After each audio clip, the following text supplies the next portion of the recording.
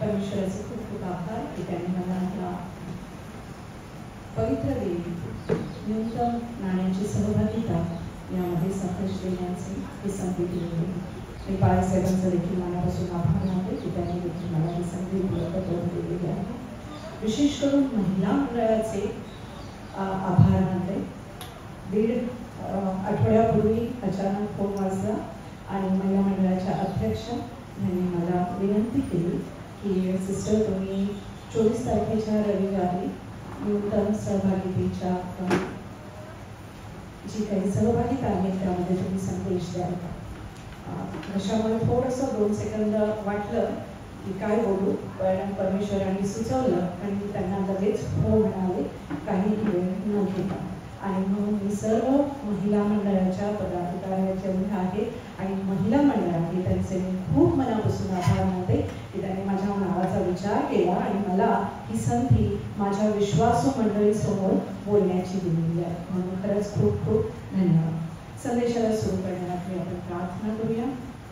स्तुतीस पात्र भयासुख्या शमच्या परमेश्वरा, आज ह्या पवित्र दिनी तुम्हाला तुझ्या मंदिरामध्ये येण्याची संधी दिली, तुझ्या वचनातून बोलण्याची संधी दिलेली आहे. परमेश्वर, माझ्या जिभेला तुला तू स्पर्श कर, मला तू शक्ती पुरव, माझ्या भाषाला तू आराम दे परमेश्वरा, आणि येणारं प्रत्येक वचन हे परमेश्वरा तुझ्याकडून असो.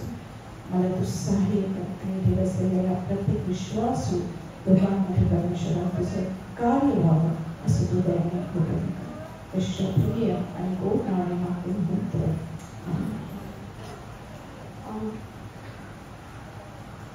न्यूनतम नाण्याची सहभागिता यासाठी शास्त्रपाठ वाचलेले आहेत. उत्पत्ती, स्तोत्रसंहिता आणि प्रेषितांचे कृत्य, ते या सर्व जे शास्त्रभाग आहेत त्याचा उल्लेख माझ्या संदेशामध्ये नक्कीच केला जाईल. आता सर्वात प्रथम जर पवित्र शास्त्रामध्ये जर आपण पाहिलं तर पहिलाच जे पुस्तक आहे उत्पत्ती याचा पहिला अध्याय आणि पहिलं वचन आपल्याला सांगते की प्रारंभी देवाने आकाश व पृथ्वी ही उत्पन्न केली. म्हणजे ह्या सृष्टीचा जो उत्पन्न करता आहे तो देव आहे आणि देव हा शब्द आहे. आणि थोडासा अभ्यास केल्यानंतर तुम्ही घरी जाऊन सुद्धा वाचू शकता. उत्पत्तीचा जो पहिला अध्याय आहे 1 ते 31 वचनं आणि दुसरा अध्याय आहे 1 ते 7 वचनं. प्रत्येक वचनात एखादं जर वचन सोडलं तर तुम्हाला दिसेल देव शब्द. देवाने, देवाने आकाश निर्माण केलं, देवाने प्रकाश निर्माण केला, दिवस व रात्र निर्माण केलेली आहे. आणि ह्या सर्व वचनांमध्ये प्रामुख्याने केंद्रस्थानी आपल्याला देव दिसतो, कारण देवाने ही सृष्टी, ही पृथ्वी निर्माण केलेली आहे. आणि जसं जसं आपण पुढे वाचतो त्यामध्ये आपल्याला दुसऱ्या अध्यायात आणि 7व्या वचनामध्ये दिसतं की त्याच्यामध्ये उल्लेख केलेला आहे देवाने मातीचा मनुष्य घडवलेला आहे. म्हणजे आता इथे मनुष्याची एंट्री झाली. इतक्या ह्याच्यामध्ये या वचनांमध्ये आपल्याला देव दिसतो आणि आता मनुष्य आपल्याला दिसून येत आहे. आणि त्या मनुष्याचं नाव काय आहे? आदाम आहे. आता ज्यावेळेस परमेश्वराने एदेन बागेची निर्मिती केली त्या ह्याच्यामध्ये 8व्या वचनामध्ये, दुसऱ्या अध्यायाच्या 8व्या वचनामध्ये परमेश्वर देवाने पूर्वीला एदेनात बाग लावली आणि तिच्यात आपण घडवलेल्या मनुष्याला ठेवलेले. म्हणजे जे निर्माण केलेली बाग आहे त्याच्यात मनुष्याला ठेवलेले आहे. 18व्या वचनामध्ये आपल्याला 15व्या वचनामध्ये आपल्याला दिसतं की परमेश्वर देवाने मनुष्याला एदेन बागेत नेऊन तिची मशागत व राखण करायला ठेवले. परमेश्वराने उत्पन्न केले पण तिची काळजी घ्यायला कोणाला ठेवलेलं आहे? मनुष्याला त्याने ठेवलेलं आहे. मनुष्याला ही जबाबदारी दिली. परमेश्वराने प्राणी तयार केले पण आदामाला सांगितलं की तू त्याचं काय कर? नाव ठेव. म्हणजे ही किती मोठी जबाबदारी परमेश्वराने मनुष्याला दिली आहे की ह्या सृष्टीचं काय कर? संरक्षण कर, राखण कर. परमेश्वराने जे काही निर्माण केलेलं आहे आपल्यासाठी, मग ते आकाश असू दे, त्याच्यानंतर चंद्र, सूर्य, वारा, पाणी, काहीही असू दे, ते कुठलीच गोष्ट सृष्टीमधली कुठलीच गोष्ट निरर्थक नाहीये. प्रत्येकाचा आपल्या मनुष्याला, जीवसृष्टीला काही ना काहीतरी काय होतो, उपयोग होतो. आता मुलांच्या एका स्टोरी बुक मध्ये ना मी वाचत असताना मला सहज एक गोष्ट आली होती. तुम्हाला माहिती आहे की भारत देशामध्ये गुरुकुल पद्धती होती आणि त्या गुरुकुल पद्धतीमध्ये शिष्य गुरुकडे जाऊन शिक्षण घेत होते आणि मग त्यांना गुरुदक्षिणा सुद्धा द्यावी लागत असे. ही आपली पद्धत होती भारतीय संस्कृतीमध्ये, तुम्हाला माहिती असेल. आणि मग एका वेळेस एक शिष्य गुरुला म्हणाला शिक्षण झाल्यानंतर की मी काय तुम्हाला देऊ. तर गुरु म्हणाले की नाही, मी तुला ज्ञान दिलं आहे, तेच खूप मोठं काम केलेलं. नाही म्हणे, मला काहीतरी द्यायची, तू काही ऐकायलाच नाही. गुरु म्हणाले की आपल्या या आश्रमाच्या मागे जे काही एक छोटंसं वन आहे तिथे जा आणि तिथे तुला जी कुठली निरर्थक किंवा कोणाच्याही उपयोगात न पडणारी वस्तू दिसेल ती माझ्यासाठी घेऊन. कोणाला उपयोगात पडणारी असेल तर ती माझ्यासाठी आणू नको.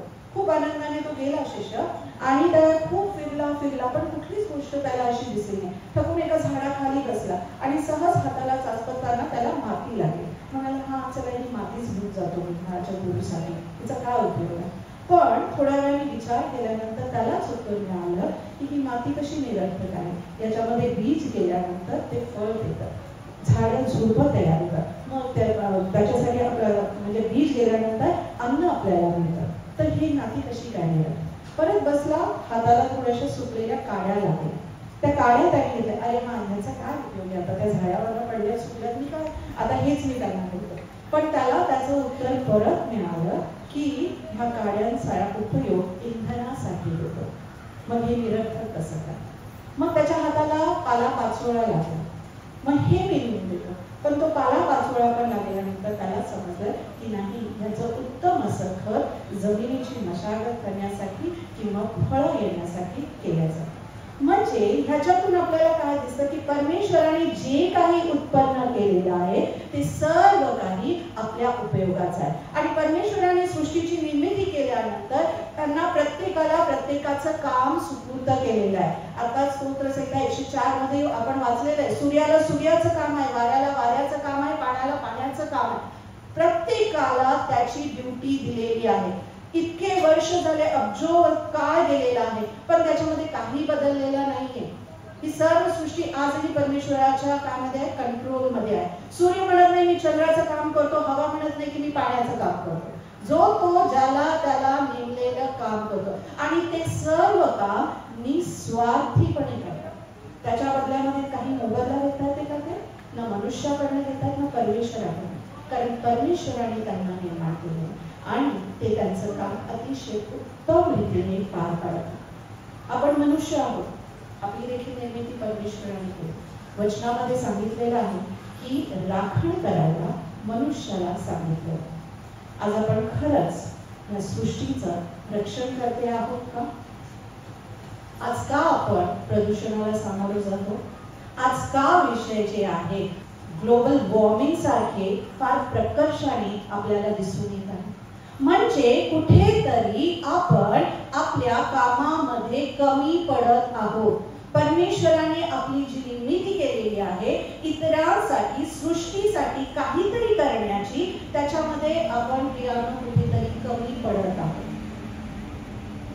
आणि हे आपण थोडंसं लक्षात घेणं फार गरजेचं आहे. आपण फक्त परमेश्वरा आपल्यासाठी मागतो, माझ्या ह्या विनंत्या आहेत, माझ्या ह्या गरजा आहेत आणि त्याच्यासाठी प्रार्थना करतो. आणि मग त्या प्रार्थना आणि विनंत्या जर परमेश्वराने ऐकल्या नाही तर आपण म्हणतो परमेश्वर माझ्या प्रार्थनेचं उत्तर देत नाही, मग मी वचन वाचत नाही, मी चर्चला जात नाही, कारण तो माझं उत्तर, माझ्या प्रश्नाचं उत्तरच देत नाही. किती सहजतेने आपण त्या निर्माणकर्त्याला दुखावतो.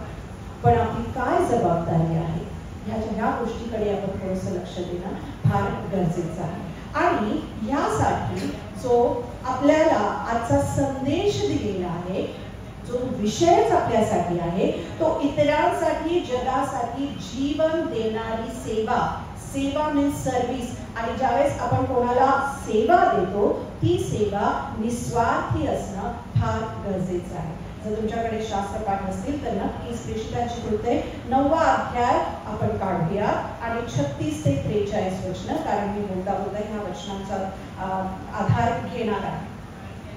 आता आपण ही वचनं वाचलेली आहे. या वचनाचं टायटलच आहे दुर्गस. दुर्कस म्हणजेच एक स्त्री आहे आणि तिला तबिता असं देखील म्हटलेलं आहे. आता तबिता हे नाव अरामी भाषेमध्ये आहे. प्रभू येशू ख्रिस्ताची भाषा कोणती होती? अरामी भाषेमध्ये तो बोलत होता. तर तबिता हे नाव एक अरामी आहे आणि दुर्कस हे नाव ग्रीक आहे. आता अरामी आणि ग्रीक ह्या भाषा काय आहेत पुढे तुम्हाला समजून येईल. तर ह्या नावाचा जो अर्थ आहे तो आहे गजेल. गजेल म्हणजे हरिण ज्याला म्हणतो की जे सौंदर्याचं प्रतीक मानलं जातं. म्हणजे इतकं सुंदर नाव एका स्त्रीचं आहे की जिचं नाव तबिता पण आहे आणि दुर्कस आहे. या दोन्हीचा अर्थ गजेल असा आहे. आणि अशी ही तबिता जी आहे ती लोद जवळील याफो या शहरामध्ये राहत होती की ज्याला इंग्लिशमध्ये जापो म्हणून संबोधलेलं आहे. आता या शहरामध्ये हे जे शहर आहे ते शहर इस्रायलमधील भूमध्य समुद्रावरील एक बंदर आहे. आता बंदर म्हणजे तुम्हाला माहिती आहे की वाहतुकीची म्हणजे जहाजांची ने-आण करणं वगैरे सामानांची ने-आण करणं आणि अतिशय महत्त्वाचं असं आहे. आणि आजच्या काळामध्ये या शहराला जाफा शहर म्हणून ओळखलं जातं. इंग्लिशमध्ये जोपा आहे जे जुनं याफा शहराला म्हटलं जातं आणि आताच्या काळामध्ये या शहराला जाफा शहर म्हणून ओळखलं जातं. अतिशय गजबजलेलं शहर, अतिशय वर्दळीचं शहर, अतिशय आर्थिक उलाढालीचं शहर असं या याफो शहराचा आपण जर इतिहास पाहिला तर तो बघायला मिळतो. आता हे जे याफो शहर आहे ना फक्त हे प्रेषितांच्या कृत्यामध्ये किंवा तबिताच्या ह्या अध्यायामध्येच बघायला मिळतं. जसं म्हणाले ह्याचा इतिहास जुना आणि ह्याचा उल्लेख आपल्याला जुन्या करारामध्ये दुसरे इतिहास 2:16 मध्ये बघायला मिळतो की ज्या वेळेस शमूएलाला मंदिर बांधण्यासाठी लाकडांची गरज होती त्यावेळेस लबोनावरून हे लाकूड याफो बंदरावर येत होतं आणि याफो बंदरापासून ते येरुशलेमला पोहोचवण्याचं काम होत होतं. म्हणजे इतका जुना इतिहास या याफो शहराचा आहे. दुसरा अजून एक उल्लेख आपल्याला पवित्र शास्त्रामध्ये दिसतं जुन्या करारामध्ये योनाच्या पुस्तकामध्ये. परमेश्वराने योनाला कुठे जायला सांगितलं होतं? निनवे शहरात. पण तो कुठे गेला? तार्शीश. ह्या तार्शीश शहराला जाताना त्यांनी जे जहाज पकडलेलं होतं ते देखील या याफो बंदरातून पकडलेलं. म्हणजे हे याफो जे शहर आहे ते त्याचा इतिहास जुना आहे आणि अशा गजबजलेल्या शहरामध्ये ने-आण वाहतुकीची म्हणजे दळणवळणाचं मुख्य ठिकाण असल्यामुळे अनेक संस्कृतीचे अनेक भाषा बोलणारे लोकांचं वास्तव्य तिथे होतं. आणि म्हणून मी मगाशी म्हणाले की अरामी भाषा आणि ग्रीक भाषा. जसं मुंबई बंदर आहे 7 बेटांपासून मुंबई बंदराची निर्मिती झालेली आहे आणि मुंबई बंदर जे पूर्वी पण ब्रिटिशांच्या काळामध्ये पण तितकंच महत्त्वाचं होतं ते आजच्या या जगामध्ये आजच्या या काळामध्ये देखील तितकंच महत्त्वाचं हे बंदर किंवा शहर म्हटलं जातं. आणि मुंबईमध्ये पर्टिक्युलर बघितलं तर सर्व जातीचे धर्माचे संस्कृतीचे अनेक भाषा बोलणारे लोक राहत आहेत. म्हणजे थोडा तुम्ही मुंबई आणि याफोमध्ये थोडासा जर तुम्ही कंपॅरिझन केलं तर तुम्हाला दिसून येईल की किती महत्त्वाचं किती गजबजलेलं हे बंदर. तर अशा ह्या याफो शहरामध्ये तबिता राहत होती. तबिता ही एक ना खूप विश्वासू स्त्री होती. आपल्या चांगल्या कामासाठी ती प्रसिद्ध होती आणि तबिताचा उल्लेख जो आहे तो ह्या प्रेषितांच्या कृत्यामध्ये 9व्या अध्यायामध्ये 36 ते 43 म्हणजे फक्त 8 वचनांमध्येच तिचा उल्लेख आहे. पण ती त्या 8 वचनांपुरती मर्यादित नाही राहत. ती त्याच्या पलीकडे गेलेली आहे. ती कारण की ती इतकी प्रेरणादायी महिला बनलेली आहे की ज्या पद्धतीने प्रिसिल्ला म्हणा किंवा लुदिया सुरुवातीच्या काळामध्ये मंडळ्या ज्यावेळेस स्थापन करत होत्या त्यावेळेस त्यांची जी भूमिका होती तशीच भूमिका तबिताने देखील आपल्या जीवनामध्ये पार पाडलेली आहे. आणि ती एक साधारण स्त्री असेल पण तिचं जे कार्य होतं, तिने जे समाजासाठी कार्य केलेलं होतं ते अतिशय असाधारण असं होतं आणि तबिताच्या आयुष्याने अनेक जीवनाला स्पर्श केला. त्यांच्या जीवनामध्ये एक मूर्त बदल घडवण्याचं काम हे तबिताने केलेलं. आता तबिताचं अजून एक वैशिष्ट्य आपल्याला ना पहिल्या वचनामध्ये दिसतं की याकोबमध्ये तबिता उर्फ दुर्कस या नावाची कोणी एक शिष्या होती. शब्द आहे शिष्य. प्रेषितांच्या कृत्याचा लेखक कोण आहे सांगू शकतो? लूक. कोण आहे? लूक आहे. लुकाने प्रेषितांचं कृत्य हे लिहिलेलं आहे. आता येशू ख्रिस्ताचे 12 शिष्य आपल्याला माहिती आहेत आणि ते 12ही शिष्य पुरुष होते. त्यांना शिष्य असं म्हटलेलं. आता ह्या ठिकाणी लुकाने ही जी तबिता स्त्री आहे तिला उद्देशून शिष्य म्हटलेलं आहे, एक विशेषण लावलेलं आहे. त्या काळामध्ये स्त्रीला शिष्य म्हणून संबोधलेलं आपल्याला बघायला. येशू ख्रिस्ताच्या मध्ये त्याच्यासोबत काम करणाऱ्या स्त्रिया नव्हत्या अशा नाही, खूप हिरिरीत स्त्रियांनी भाग घेतलेला होता. अनेक स्त्रियांचा उल्लेख किंवा त्याच्यावरती आपण संदेश ऐकतो किंवा वाचतो, पुस्तकं लिहिलेली आहेत, पण त्या कोणालाही कुठल्याही स्त्रीला शिष्य म्हणून उल्लेख केलेला नाही. मग लुकाने तबिताला शिष्य म्हणून उल्लेख करावा ही खरंच फार महत्वाची गोष्ट आहे. तबिता ही येशू ख्रिस्ताला भेटली होती की नाही माहिती नाही, त्याचा उल्लेख नाही. ती कधी त्याच्या कुठे जर तो संदेश देत असेल त्या ठिकाणी जाऊन बसली असेल का, कुठल्या चमत्कारामध्ये ती सहभागी होती का, याचा कुठेही उल्लेख नाही आहे. पण तरी सुद्धा तिच्या एकूणच कृत्यांवरून, तिच्या दयाळूपणामुळे तिला येशूचं शिष्य म्हटलं जातं. आता शिष्य म्हणजे तो जो येशू ख्रिस्ताला आपला तारणारा म्हणून स्वीकार करतो. येशू शब्दाचा अर्थच काय आहे? तारणारा, आमचा तारणारा. ज्यावेळेस मेंढपाळ रानात होते त्यांना पहिली सुवार्ता जी देवदूताने दिली, तुमच्यासाठी आज दाविदाच्या नगरात तारणारा जन्मला. म्हणजे ही खूण येशू ख्रिस्ताचे. आणि जो येशू ख्रिस्ताला आपला तारणारा म्हणून स्वीकारतो, त्याने शिकवलेल्या गोष्टींचं आचरण करतो, त्याने शिकवलेल्या गोष्टींवरती चालतो, त्याला शिष्य म्हटलं जातं. आणि तबिताने हे आपल्या जीवनात केलं. तिने येशू ख्रिस्ताला आपला तारणारा म्हणून स्वीकारलं आणि त्याने जे काही शिकवलं होतं ते तिने आपल्या जीवनामध्ये अंगीकारलेलं आहे आणि त्यामुळे लुकाने तिला शिष्य म्हणून संबोधलेलं आहे.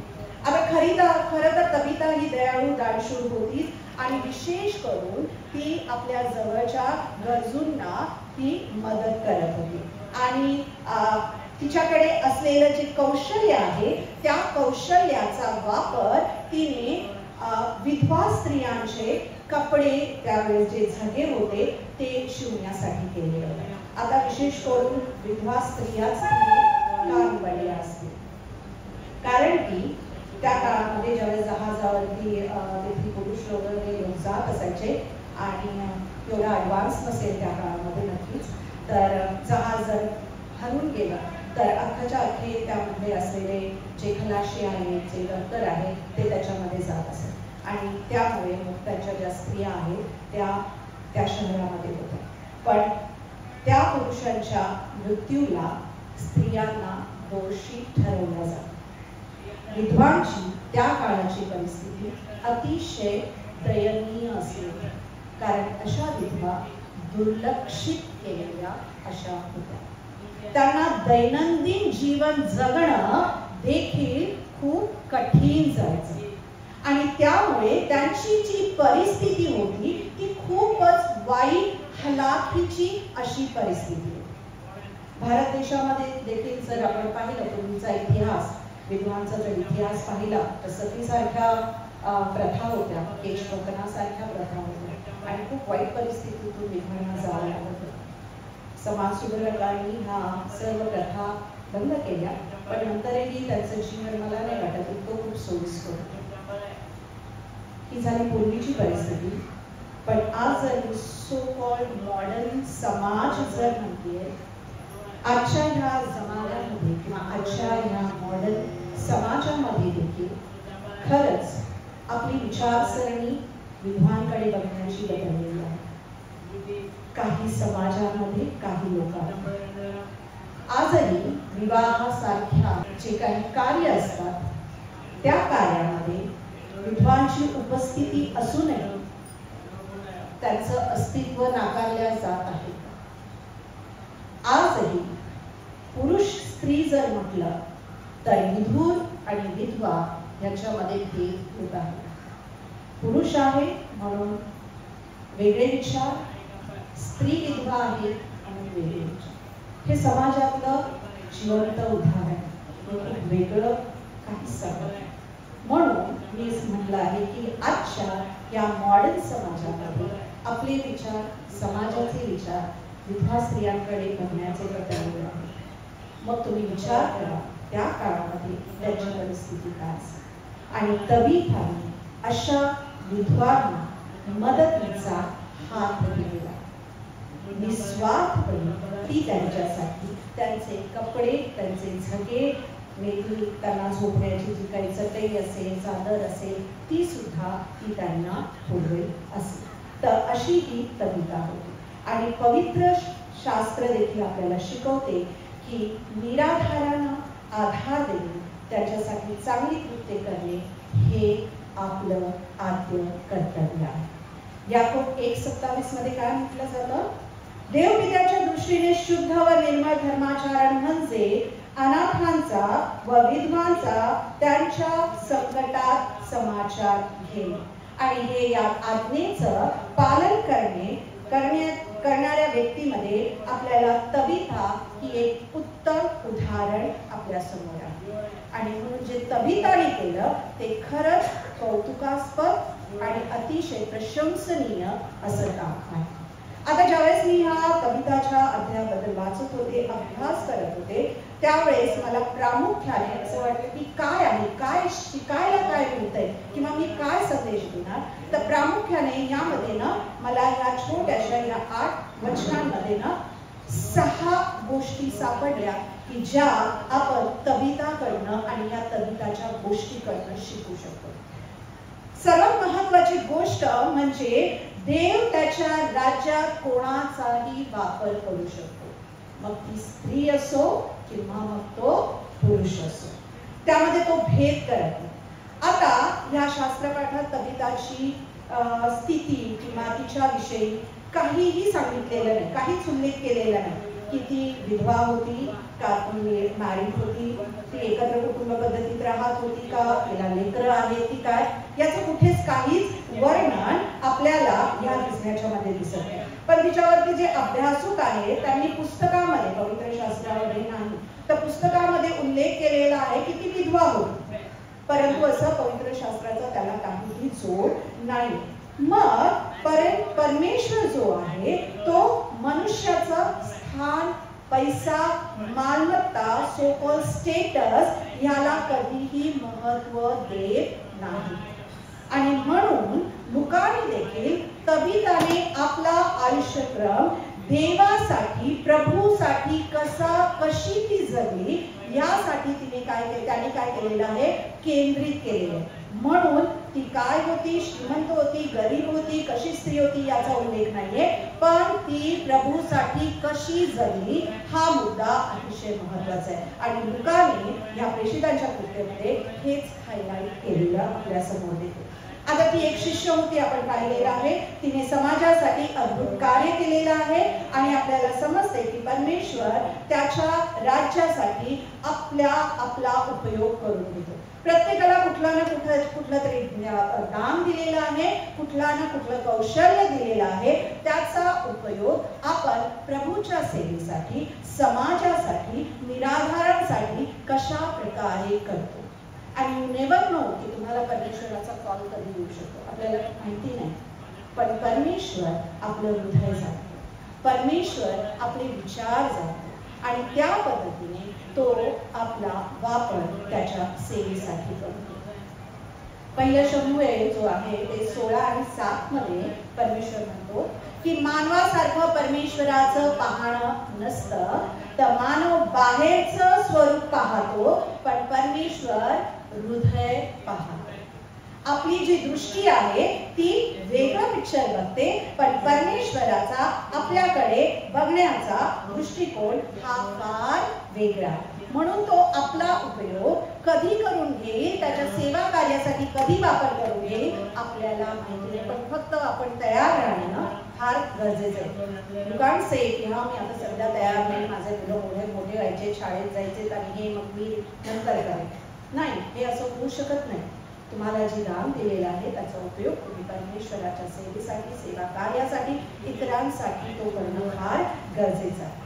दुसरा महत्वाचा मुद्दा ना मला ह्याच्यामध्ये प्रकर्षाने जाणवला, आणि तो म्हणजे पवित्र आत्म्याच्या सामर्थ्याने चमत्कार घडतात. विश्वास आहे ना? पवित्र आत्म्याच्या सहाय्याने चमत्कार घडतात. येशू ख्रिस्त जेव्हा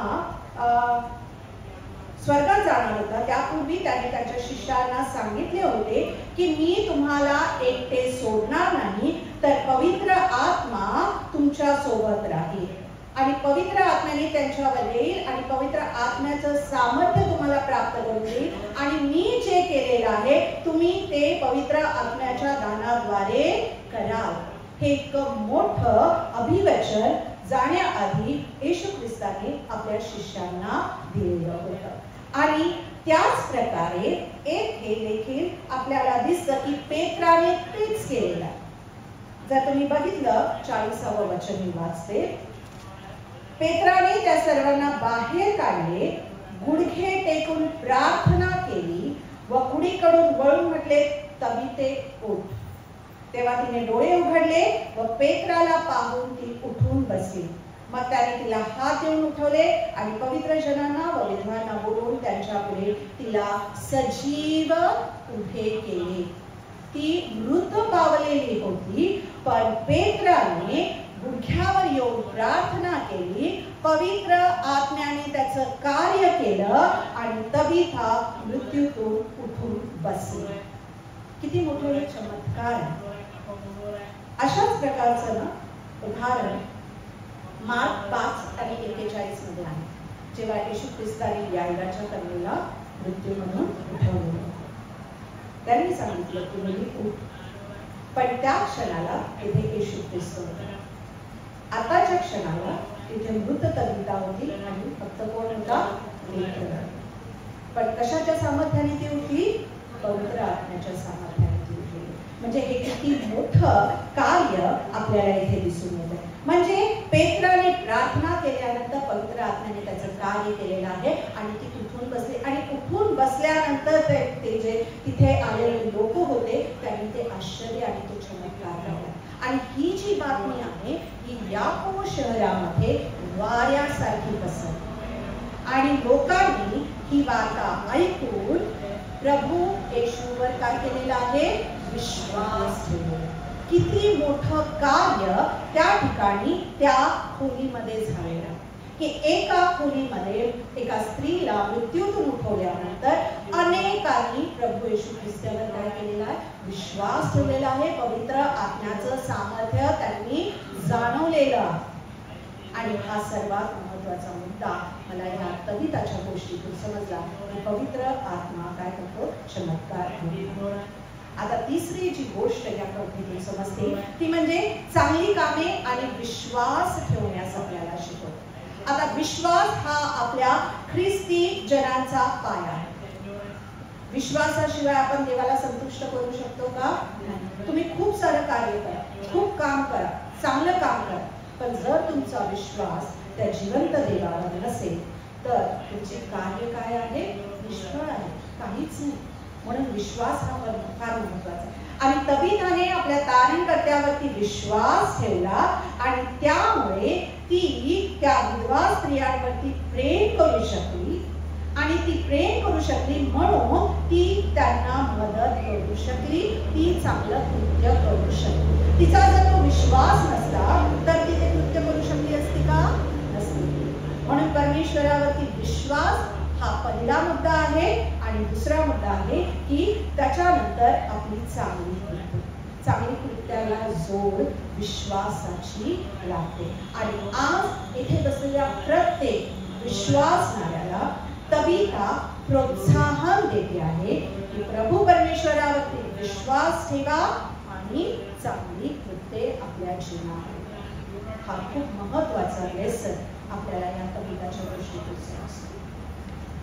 चौथी गोष्ट मला दिसून आलेली आहे आणि ती म्हणजे येशू ख्रिस्त आपल्याला आपल्या आशेचा स्रोत आहे. 37व्या वचनामध्ये काय आहे बघा. पुढे असे झाले की त्या दिवसात ती आजारी पडून ती मरण पावली. तेव्हा त्याने तिला अंघोळ घालून माडीवरच्या खोलीत ठेवले. म्हणजे त्या खोलीमध्ये एक मृत व्यक्ती होती. ते घर आनंदी होतं का? नाही, साहजिक नाही. ते घर शोकाने भरलेलं, दुःखाने भरलेलं, आसवानी भरलेलं होतं. कोणालाही हे नव्हतं की थोड्या वेळाने आता पुढचा विधी होणार आहे आणि आता जी आपल्याला स्त्री दिसली आहे ती आपल्या डोळ्यासमोरून निघून जाते. म्हणजे निराशेचं, हताशतेचं वातावरण आपल्याला त्या खोलीमध्ये दिसतं. कुठलीही आशा तेथे नव्हती. परंतु पेत्राने प्रार्थना केली, ती उठली आणि तिला सर्वांसमोर ज्यावेळेस आणली त्यावेळेस नक्की तेथले वातावरण पूर्णपणे बदललेलं दिसेल. जे दुःखाचे अश्रू होते त्याची जागा आनंदाच्या अश्रूने दिली. एक समाधान आणि आनंद त्या ठिकाणी पसरलेला होता. कारण की त्या ठिकाणी आशेचा उगम झालेला आणि ती आशा कोणाकडून आली होती? प्रभू येशू ख्रिस्ताकडून आली. आपल्या जीवनामध्ये पण अशा बऱ्याच परिस्थितीने आपण खूप गुरफटलेलो असतो आणि आहे ती परिस्थितीनं बदलतच आहे. वर्ष होऊन जातात त्या परिस्थिती असते ती बदलतच नाही. खूप आपण प्रार्थना देखील करतो. मग ते आपल्या तरुण मुलांच्या समस्या असू दे, गंभीर घरातला कोणाचाही आजार असू दे, कौटुंबिक कलह असू दे, आपली आर्थिक परिस्थिती असू दे, या सर्वांनी आपण पिचून जातो. पण मला तुम्हाला सांगू द्या, निराश होऊ नका, हताश होऊ नका. कारण प्रभू परमेश्वर आपल्यासाठी आशेचा स्रोत आहे. प्रार्थनेत राहा. प्रार्थनेने तुम्हाला तुमच्या गोष्टी बदलता येतील. तुमच्या जीवनामध्ये, तुमच्या कुटुंबामध्ये नक्कीच प्रभू परमेश्वर कार्य करू शकतो. कारण किती मोठी ही आशा आहे. ही आशा ना बाहेर कुठेही तुम्ही गेलात तर मिळणार नाही. कुठे कुठल्याही इतर पुस्तकांमध्ये तुम्हाला मिळणार नाही जी या पवित्र शास्त्रात वचन आहे की प्रभू परमेश्वर आपल्यासाठी आशेचा स्रोत. म्हणून आशा ठेवा आणि परमेश्वरावरती विश्वास ठेवा. यासाठी तुम्हाला प्रार्थनेचं पाठबळ लागणार आहे. त्या प्रार्थनेमध्ये राहा. नक्कीच परमेश्वर तुमची परिस्थिती बदलल्याशिवाय राहणार नाही. म्हणून येशू ख्रिस्त आपल्यासाठी आशेचा स्रोत आहे. हे महत्वाची गोष्ट मी आज या कवितेच्या गोष्टीवरून समजलेली आहे जी तुमच्या समोर आली. पाचवी गोष्ट जी मला समजण्यात आलेली आहे ती आहे निस्वार्थी राहायला शिकवते आहे. निस्वार्थीमध्ये ह्या शब्दामध्ये सगळं आहे. काहीही घेणं देणं नाही. मी माझं काम करतो, मी माझं काम करते, त्याच्या बदल्यामध्ये मला काहीही नको. तिला त्यांची परिस्थिती माहिती नव्हती का? विधवांची सर्व परिस्थिती माहिती होती. त्यांच्यासाठी ती कपडेच शिवत होती, त्यांच्यासाठी ती मॅट्रेस म्हणा काय आहे ते शिवत होती. त्याच्यासाठी तिला पैसा लागत नव्हता का? त्याच्यासाठी तिला कापड लागत नसेल का? त्याच्यासाठी ती वेळ खर्च करत नसेल का? ती स्वतःचे आहे ते काम बाजूला ठेवत नसेल का? पण तरीही या सगळ्या परिस्थितीला बाजूला ठेवून निस्वार्थीपणे ती त्या विधवा स्त्रियांसाठी कार्य करत. किती महत्वाची गोष्ट आहे. निस्वार्थीपणे आपण कोणासाठी काय करतो? आपण आपल्या कुटुंबाची जबाबदारी पार पाडत असतो आणि त्या पार पाडत असताना आपण माझं कुटुंब, माझं घर, माझे काम किंवा माझं वर्क जे आहे that is important for me. चौकट आहे, मी त्याच्यातच सुखी आहे. बाहेर काय आहे, बाहेर कोणाचं किती दुःख आहे, मी काय करू शकतो ह्याच्याबद्दल आपण थोडा तरी विचार करतो. म्हणजे आउट ऑफ द बॉक्स जाण्याचा आपण प्रयत्न करतो की काहीतरी स्वार्थ ठेवून, अरे मी हे जर केलं तर मला त्याचं बेनिफिशियल होईल किंवा माझ्या कुटुंबाला त्याचं बेनिफिट होईल, ह्या विचाराने आपण करतो. आणि हा जर विचार असेल तर हा चुकीचा. सर्वात महत्वाचं उदाहरण म्हणजे येशू ख्रिस्ताचं आहे. आपलं सर्वस्व सोडून, स्वर्गातलं वैभव सोडून तो ह्या पृथ्वी तलावरती आहे. वधस्तंभावरती असंख्य असं त्यांनी काय केलं, दुःख सहन केलं, अपमान देखील सहन केले. कोणासाठी? आपल्यासाठी. आपल्याला तारण प्राप्त व्हावं, आपल्याला आपल्या पापापासून क्षमा. त्याच्यामध्ये त्याचा काही स्वार्थ होता? इतकं महत्वाचं, इतकं जवळचं उदाहरण आपल्यासमोर, निस्वार्थीपणाचं. आपण काय करतो?